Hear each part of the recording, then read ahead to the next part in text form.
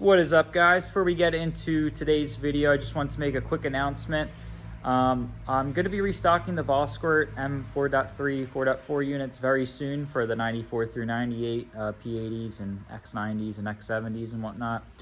But I'm trying to just get my car stable and get that done with and free up some time. I have a very busy schedule. I work a full-time job.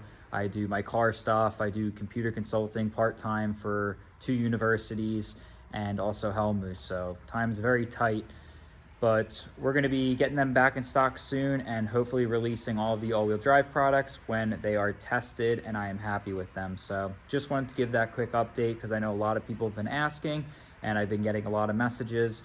So just please be patient while I get things situated and get my car under control, and then I can spend more time hopefully this winter pushing more of those products and get more of those for sale. But anyway, we are in for a very exciting video today. We're going to be driving the beast, so stay tuned and sit back and hope you enjoy this content, guys, because it's going to be awesome. So I ran into a little bit of an issue with the shift cable. So there's actually a different vertical gate selector lever for the 850 the P80 M56s and the P2 M56s/M58s. And this lever actually sits more vertical. And what it does is it makes the shifter get cocked a little bit to the right.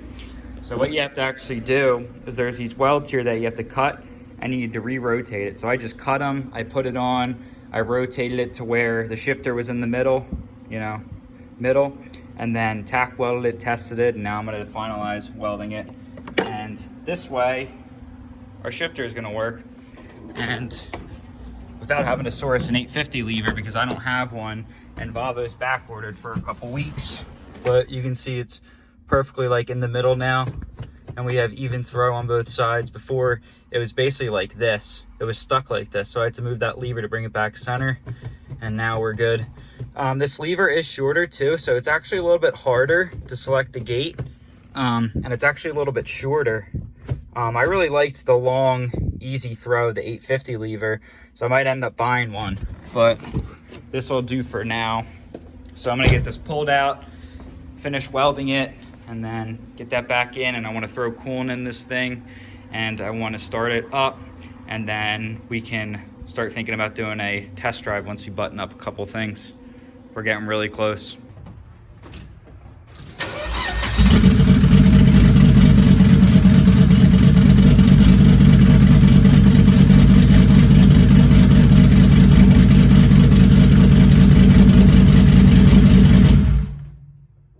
Making a lot of good progress, just really making sure there's no leaks. I didn't have fluid in my power steering pump, and I actually think that not having fluid was causing it not to seal and actually leak, because it kept leaking down here and it would be leaking onto there, and like a decent amount of fluid. So I filled it up and it seems like the leak stopped, so I don't know, that kind of makes sense. I had one small little fuel leak back here, like a drop. It was, probably can't see it, but up there is the filter.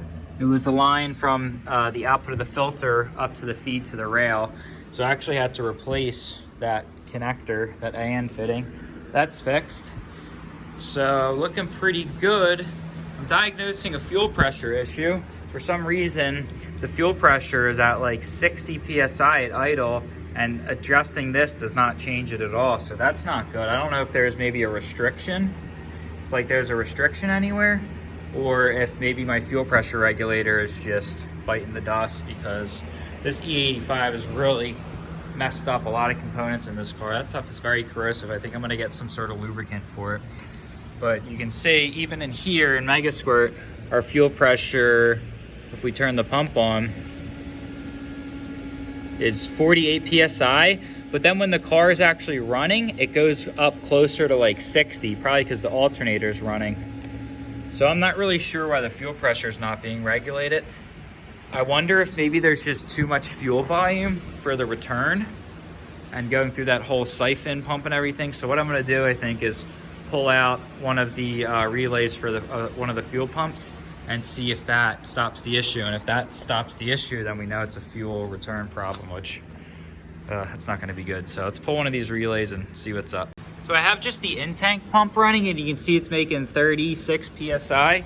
So that's lower than with the other two pumps running, and just one of the pumps running was making 40 and both of them was making 45. But the issue is adjusting this doesn't change the fuel pressure at all. You can see I'm gonna let this out. This should lower the fuel pressure, and you can see it's not moving at all. So I think this regulator is stuck. I think it's stuck at whatever I had it set at, or maybe it's just partially stuck, and I think the regulator is bad. So I'm gonna have to do some research on that and whatnot, but I mean, that's not good. That regulator should be working fine. And you can see, yeah, the pressure lowered with using less pumps, but that makes sense if that's fixed. I don't know. I'm gonna keep playing around with it. So it's not a fuel pressure regulator issue. What I did is I disabled the in-tank pump and I ran just the two main pumps, and I was able to adjust the pressure up and down. That means that I think there's a restriction in the return from the surge tank back to the main tank, because when you have that main in-tank pump going, that's gonna start pumping more fuel into that surge, and it's gonna start returning fuel.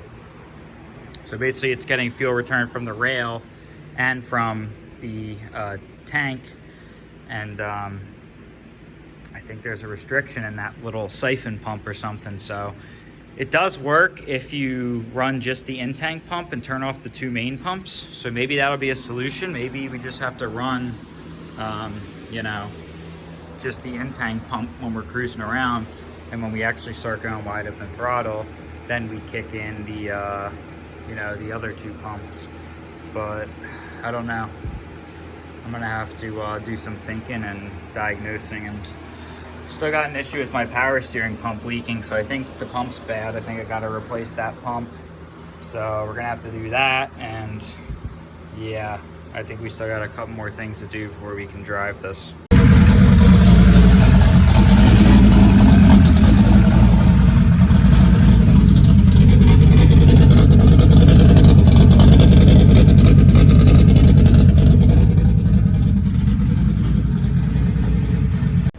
Basically, the thing with the fuel pressure is that siphon pump is very limiting on the return, and therefore I can't run all three fuel pumps at the same time and expect all the fuel to return through that siphon pump back there. And I know none of those lines are blocked because I took off this return and I took it off in the back and I blew through it and there was no issues, and I blew through the siphon line, there were no issues, and I can hear fuel just dumping into the tank, and also fuel dumping into the tank over there. So I know it's all working.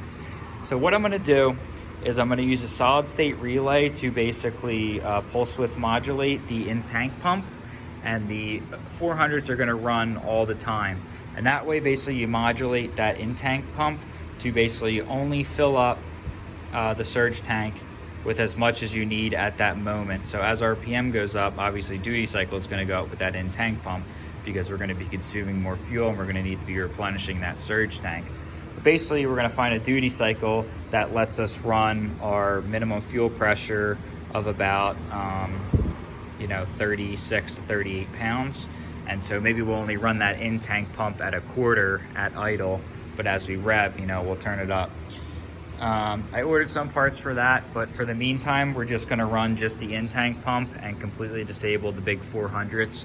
And that way we won't have any restriction issues. Even with the in-tank pump, that siphon is still a restriction because I can't go below about 36 to 40 PSI, no matter how I crank on this regulator. So, I mean, I've heard about those siphons being restrictions and whatnot, so we'll deal with that in a later video. I also had a lot of people asking about the PCV system. Basically what I do is I just have a 90 welded onto the stock box that comes out over here. Unfortunately, I did a crappy job of JB welding it, so I'm probably going to pull that out, and I'm probably going to thread it or tap it and then thread in some sort of adapter and then glue it so it's a little bit more stable, or maybe put a nut on the inside to kind of make sure it's sealed to the box. So I think I'm going to do a video on the PCV system since a lot of people have been asking. Other than that, we got all the electronics wrapped up. We got this bracket in here for the breather tank. We got the battery tray in here. I got to go buy a battery. I'm probably going to go do that now. This is my old battery. I'm switching to a smaller battery. This is a size, I don't know what size this is, but I am going to be switching to a smaller battery that's only going to take up like yay space, and it's going to free up a lot more room over here because that battery was always very tight. I got all of the axle nuts torqued on the front and rear, all the axles in, all the suspension in the front's torqued.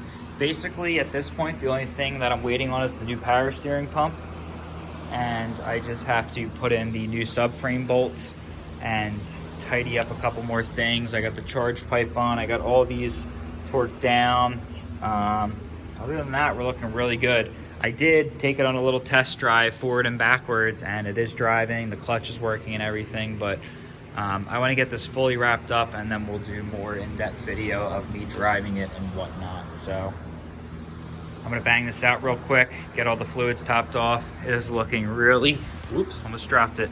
It's looking really awesome. So much cleaner with all of the new paint and everything, and switched a lot of the wire loom from that blue to this nice black because I gotta tidy this thing up. You know, we gotta start getting a little bit more serious with this engine bay and getting rid of some of these blue spaghetti lines and switching to more AN stuff and more nicer looking stuff. If we look at the car from the side, it looks sweet. The ride height's really good. The inch is a back taller than the front, and the rear is all the way down, so I might raise the front up a little bit to kind of level it out, but I'm really happy with how it looks. And yeah, I'm gonna keep chugging along and get this stuff done so we can drive it. Picked up a new battery. This is an AC Delco 51RS. It is quite a bit less thick than the stock size battery, and it's a tiny bit taller, maybe like an inch. So I took out the battery tray, everything fits on, the hood closes. There's about that much room between the battery and the hood, so I don't have to worry about like the battery jumping up and shorting out, or well, at least I hope I don't have to worry about that. What I'm probably gonna do is there's like some holes back here for where the stock battery tray used to go. I'm gonna create some sort of strapping mechanism to strap it to the frame so that it can't move anywhere. But you can see how much more room there is now with the filter. I like it way better with not a big battery here. This fits great. I even have room for a bigger filter now, which I'm gonna be getting soon. I just am waiting for things to be a little bit more stable before I pull the trigger. So pretty happy with this battery. It cranks crazy fast. It's a pretty strong battery, and yeah, my old battery was like 5 or 6 years old and kept dying on the track and a whole bunch of annoying problems, but pretty happy with this new battery, and I think it fits great. It's Friday. I'm still cleaning up a couple things. I got all the wheels on, all the axle nuts and everything torqued. I did make a couple marks on my intake pulley, and I checked my ignition timing, and it is spot on, so that's perfect. I actually fixed a coil. This third coil wasn't firing, and I didn't even know. It idles so hard and rough that you can't really even tell. But I was going to check the third with my light because that's where I have TDC marked on, and I wasn't getting anything. Checked all the other ones, they were all working fine. So I fixed that. I got my wideband wired up. I got to clean some of that up. I'm also going to make a new coil harness in the next week or so, because this happened to cylinder 1 where the trigger, the solder broke, and the solder broke here. And I just did a crappy job building this harness like 5 years ago, and I want to redo it with all fresh connectors and all proper new everything. So that's going to be coming up. That'll be in the same video probably when I fix up some of the PCV system. Other than that, we got our battery in. Just put a little ratchet strap. You can see I got this at Harbor Freight for $6, and it has these little corner pieces, and I mean, it's in there. It's not going anywhere. Like, it is solidly in there. So I'm happy about that. And I just am waiting on, I got my new power steering pump. I'm waiting on the pulley puller tool, and that should be here soon. And after that, I just have to put in the 4 new subframe bolts, and everything else is tightened and torqued, and I'm gonna go over everything one more time and make sure we are ready to rock, but it's looking awesome so far.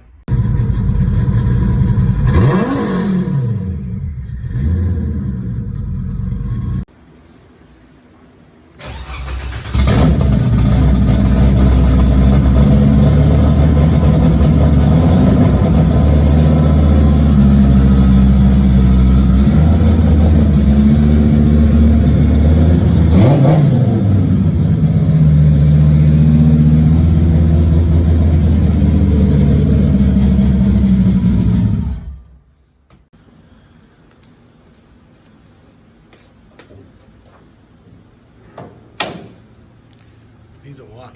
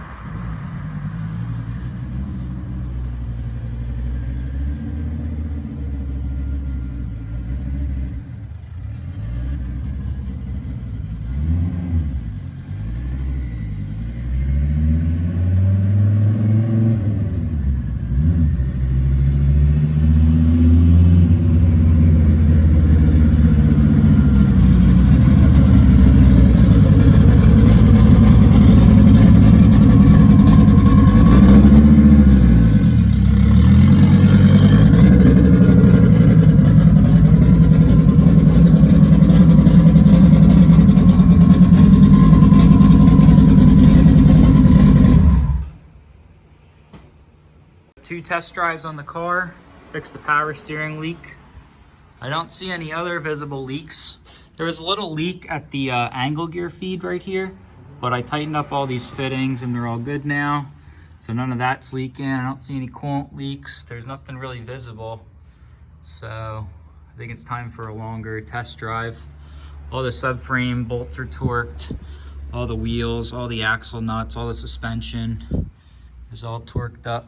So just about ready to go for a longer test drive, and the angle gear still feels nice and tight, and I don't see any leaking out of the seals with that lubrication system, and it's only seen about I think like 100 degrees Fahrenheit so far, so it's staying pretty cool. But we'll keep driving it more and seeing if the temps climb at all. I don't think they're gonna, because there's no load on it, because there's no drive shaft, and it's kind of hard to see, but I don't see any coolant leaks up here where the cracks used to be, at least not yet, so that's good. So gonna keep driving the car and fine tuning it. Antique plates on. Still need to put on a little something special there when I get something outset special from the dealership. Took off the inspection and emission sticker since that's not needed with a antique tag. Also redid the whole power steering pump, got a reman, Cardone, had to pull the pulley off, push it on, blah, blah, blah. I didn't show a lot of that because I just wanted to drive this thing. I've just been itching to drive it, and it's running really well. I had the fuses pulled for the big 400, so we're just running off the DW 300, which is fine for now. Fuel pressure's a little high. It's right around, like, this gauge is showing 50, but the gauge in Tuner Studio is only showing 45. So I don't know which one to believe. Probably this one I think would be more accurate, but I don't know. I'm pretty happy with things so far. We're not really building any coolant pressure since we have the Evans waterless. I also put in a new reservoir, if you didn't notice. Got rid of that old nasty one, even though it was only a year old, but it got pretty stained from the rust from the Darton sleeves. See if there's any pressure in it. Nope, not really. So that's good.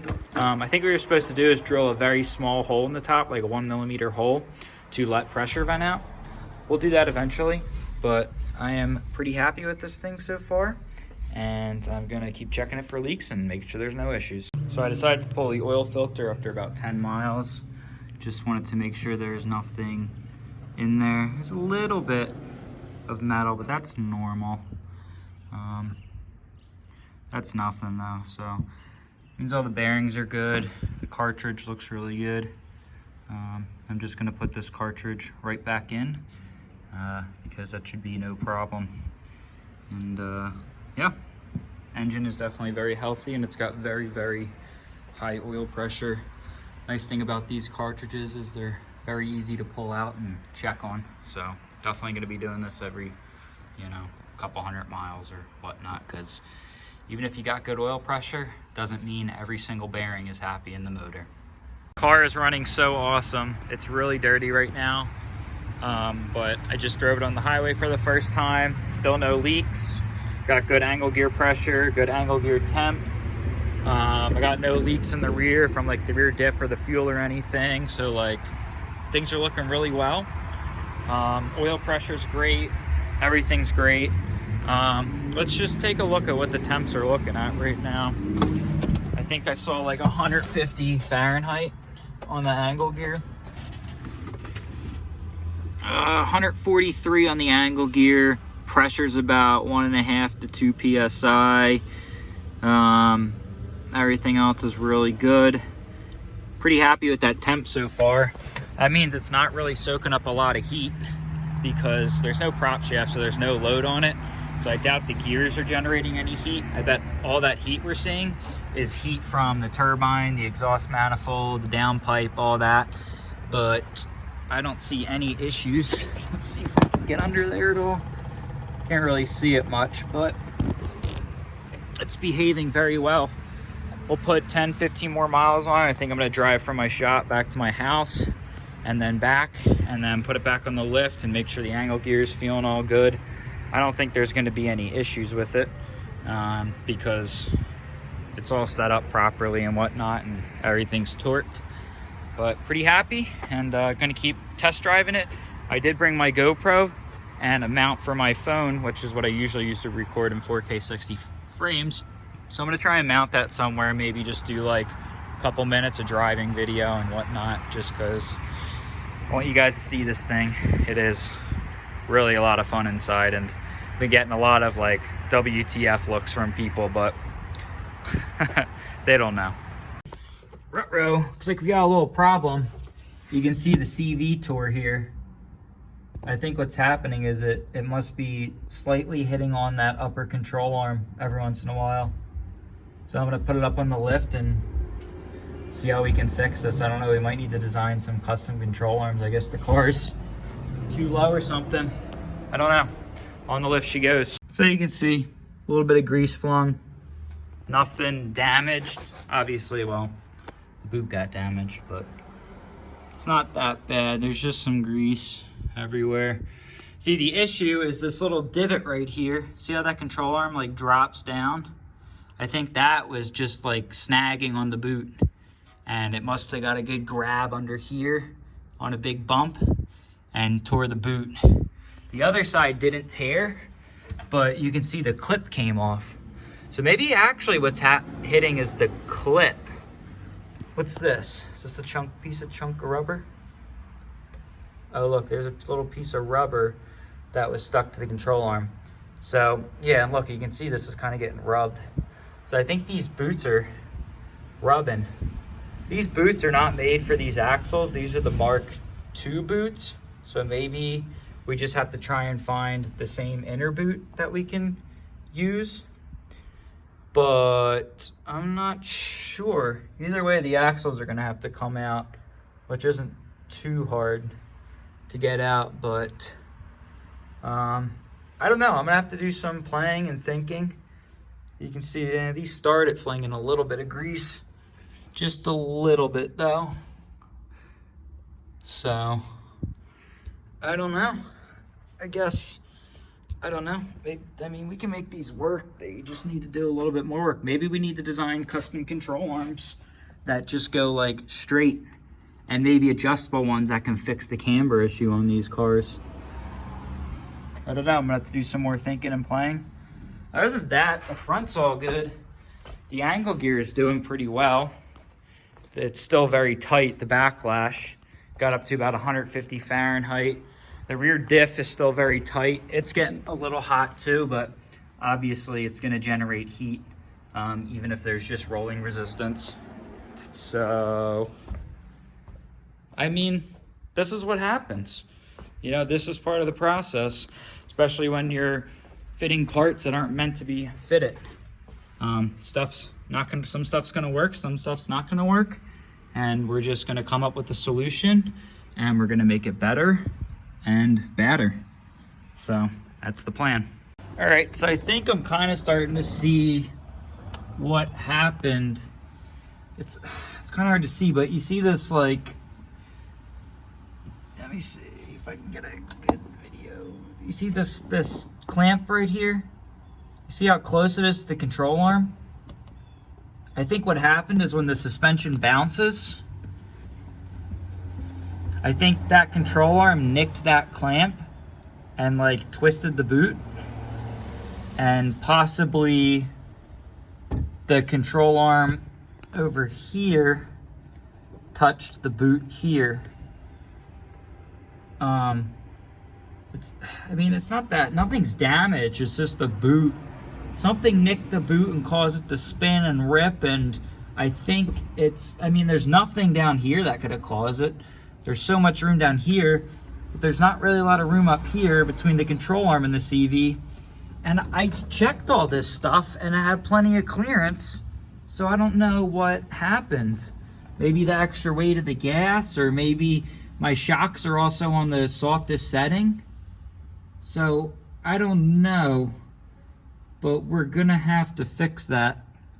And maybe we can find a smaller diameter boot, like, because the inner and outers are different. Like I said, this outer is from the Mark II axles, and I had the Mark I axles, but I couldn't find Mark I axle outer CVs. Volvo doesn't sell them, but we know this is a generic GKN CV now, and the CVs, the boots are the same on both the inner and the outer on the Mark I, so maybe we'll try and get some of those boots and put those on.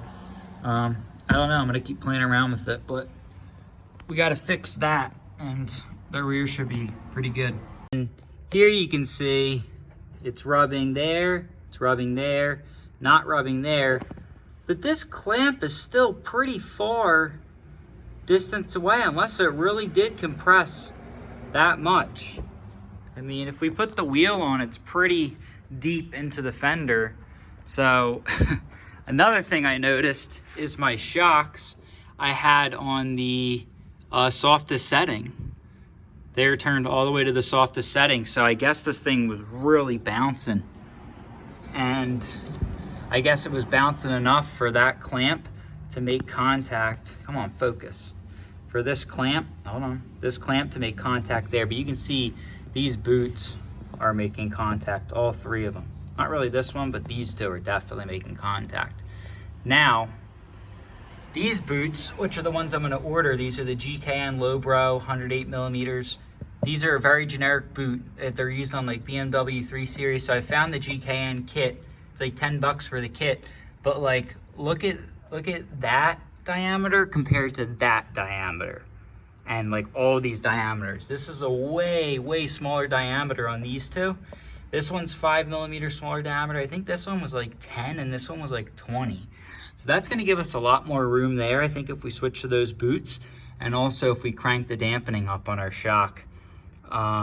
This clip, I don't know about that hitting. I think maybe if we crank our dampening up, we won't run into a scenario again where we, that clamp, because you can see that clamp, it's rotating this way. So it's probably coming around in this little pinch part right here.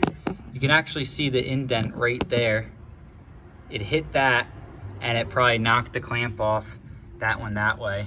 And it was really just hanging on here. Now on that side, the clamp actually stayed on and it just twisted the whole boot.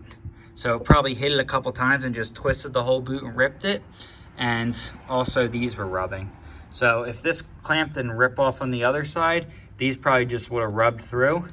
And yeah, but I got this thing cranked up. You can see I took the spring out and everything. But these axles are fortunately easy to get out. We just gotta do the axle nut. We gotta do the upper control arm bolt and the little stay bar right here. And then this whole hub will kind of pull back and allow these to be pulled out. Not that big of a job, but I don't know. Hopefully I can find a boot that's gonna work And worst comes to worst, if we do run into issues still notching here, I mean, maybe we can just cut a little bit out of this, but I really don't want to be cutting control arms. That doesn't sound fun. And yeah, I don't know. Gonna keep doing thinking. And let me know what you guys think. I think the new boot's gonna fix the rubbing, and then we gotta figure out a solution for the clamp. Definitely can make these still work though. I mean, you can just see how much smaller those boots are. And on these axles, those inners and outers are the same. The only reason I used a different outer is because I couldn't find those inners new, but I found them now. It's the same thing as a BMW and whatnot. Volvo uses all generic CVs made by GKN, the GKN Lowbro series. So yeah, we're gonna keep going and order those parts and hopefully get this fixed real quick so we can order that prop shaft and get this thing running all-wheel drive. Because other than that, things are looking really good. All right, look at this, look at this. It looks like, let's see if I can get a good video. You see right there that end link is? It looks like that end link was actually bottoming out on the suspension. I think the entire suspension was bottoming out because I didn't have my dampening set correctly. This thing must have been bouncing like crazy. I have this thing up really high and you can see, you know, the boots are definitely touching, but there's still a lot of room between that clamp and the control arm. So I think what happened is it just fully bottomed out. It would take a full bottom out for that clamp to hit that control arm. So it must have been cruising. I hit a huge bump. I actually know exactly what bump it is because I was like, wow, that was a bad bump. And I heard some noise and I think it just completely bottomed out. Like the entire, there might even be a little bit here. It might have completely bottomed out, I think. So set your dampening, kids. It'll save you CV boots. But actually, I'm glad this happened because now we're gonna put in lower profile CV boots and we're not gonna have this rubbing issue, which I didn't notice until it got torn. And fixing the dampening should fix that clamp. Because look at all that room. There's still a couple mils there, and this is cranked up way past ride height. So, I mean, we could go a little bit farther. This board's kind of sketching me out. I don't want this thing to come flying out at 100 miles an hour. But you can see, if I keep going, I can get that clamp to make contact. So, maybe we can find a lower profile clamp and really tighten up the dampening and obviously replace those boots. And I think we're good to go. Small little hiccup, but builds are filled with hiccups. And this is a brand new rear, brand new game for me, the all-wheel drive stuff. And I'm mixing and matching parts from rear-wheel drive 960s, and this is what happens. But I'm not upset, and I'm gonna keep pushing forward and get this fixed because stuff like this is gonna happen, and that's part of the hobby. So let's get this all fixed up and get those parts ordered, and hopefully next video we can do some more driving. No wonder why there are clearance issues. Just sitting, the boots are already touching, but look at this. Look at this dampening. I mean, it's probably moving 4 inches. That's wild. I need to set that dampening.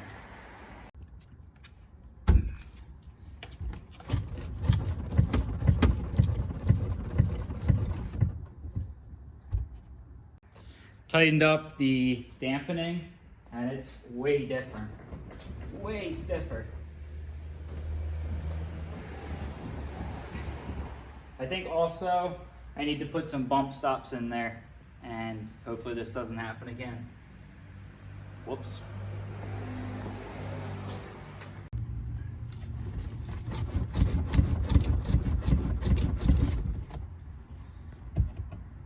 So looking at this side, you can actually see the whole CV boot is rubbing on the control arm. Because look, you can see these rub marks right here, here, and here. So the CV boot is rubbing on the control arm. And you can see, look, this clamp, it got like smushed or something. So I think what happened is the axle was spinning and this clamp got clipped on the control arm, must have ripped this off. And then This one, it broke the clamp, which is why it didn't twist the whole boot. This one, the clamp stayed on, and look, you can see how twisted that boot is. So that's the issue. We got our CV boots are rubbing on our control arms on big bumps and potentially knocking the wicket or clamp off. You can see these are the boots that are meant to be used, and I think they look like they have a decently smaller outer diameter. So I'm gonna get my tools out and I'm gonna measure some of this up, and I'm 99% sure I'm gonna be able to find this boot. It's just a generic GKN lowbrow 108 millimeter CV boot. So do some measurements. Rear diff, a little hot, which is to be expected. There's gonna be friction in there, but the input is nice and tight. You can hear the backlash. So got really good backlash. And the angle gear, hot to the touch. The oil temp was about 150 when I pulled in. And you can see very minimal backlash as well.